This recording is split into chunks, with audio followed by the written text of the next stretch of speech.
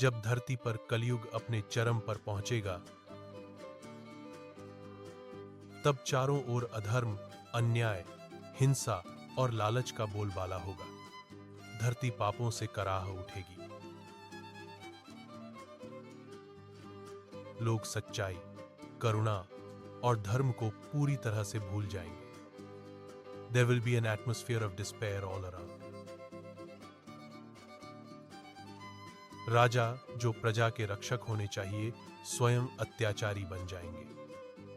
वे अपनी प्रजा का शोषण करेंगे और उन पर अत्याचार करेंगे। मानवता गहरे संकट में पड़ जाएगी, त्राही त्राही मचेगी। ऐसे अंधकारमय समय में जब कोई उम्मीद नहीं बचेगी, भगवान विष्णु अपने 10वें अवतार कल की अवतार के रूप में पृथ्वी पर प्रकट होंगे। यह अवतार धर्म की पुनर्स्थापना के लिए होगा। कहा जाता है कि कल की अवतार एक पवित्र ब्राह्मण परिवार में जन्म लेंगे। उनका जन्म एक दिव्य संकेत होगा। बचपन से ही वे असाधारण तेज, साहस और बुद्धि के धनी होंगे। उनकी आभा सबसे अलग होगी। वे वेदों और शास्त्रों का ज्ञान सहज ही प्राप्त कर लेंगे। युवावस्था में उन्हें भगवान शिव से एक दिव्य तलवार प्राप्त होगी। यह तलवार अधर्म का नाश करने में सक्षम होगी। उन्हें एक श्वेत घोड़ा भी प्राप्त होगा जो उन्हें युद्ध में ले जाएगा। उसी घोड़े पर सवार होकर वे संसार से अधर्म का नाश करने निकलेंगे। वे अकेले ही अन्याय के खिलाफ लड़ेंगे।